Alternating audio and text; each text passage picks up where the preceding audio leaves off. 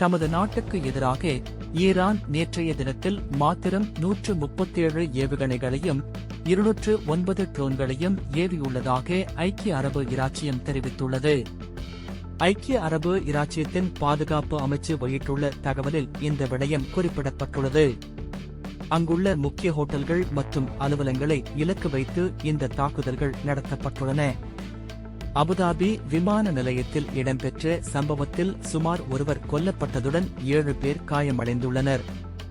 அத்துடன் சர்வதேச விமான போக்குவரத்தில் உலகின் பரபரப்பான விமான நிலையமான துபாய் விமான நிலையமும் இந்த தாக்குதலுக்கு உள்ளாகியுள்ளது.